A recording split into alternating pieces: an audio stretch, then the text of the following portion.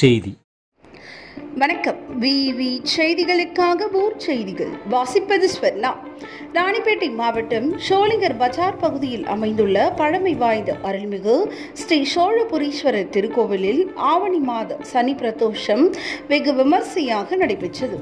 இதனை முன்னிட்டு மூலவர் சோழபுரீஸ்வரர் நந்தி பகவானுக்கும் பால், தயிர், இளநீர், சந்தனம், திருநீறு, பன்னீர் உள்ளிட்ட பல்வேறு வகையான நறுமண பொருட்கள் கொண்டு சிறப்பு அபிஷேகம் செய்து அருகம்புல் மாலை, மலர் மாலை, எருகம்பூ மாலை உள்ளிட்ட பல்வேறு வகையான மலர்கள் கொண்டு சிறப்பு அலங்காரம் செய்யப்பட்டு மங்கள வாத்தியங்கள் முழங்க மகா தீப ஆராதனைகள் நடைபெற்றது. உற்சவர் நந்தி பகவானுக்கும் சிறப்பு அலங்காரம் செய்யப்பட்டு சோழபுரீஸ்வரர் கனக குச்சாம்பாள் சுவாமி நந்தி மீது எழுந்தருளி பக்தர்களுக்கு காட்சி தந்தார். அதனைத் தொடர்ந்து திருக்கோவில் 3 முறை வலம் வந்து பக்தர்களுக்கு அருள்பாலித்தார். இதில் 20க்கும் மேற்பட்ட கிராமங்களிலிருந்து திரளான பக்தர்கள் கலந்து கொண்டு சுவாமி தரிசனம் செய்தனர். தொடர்ந்து நெய் தீபம் வீழ்ச்சி தங்கள் நேர்த்திக்கடனை செலுத்தி வழிபட்டனர்.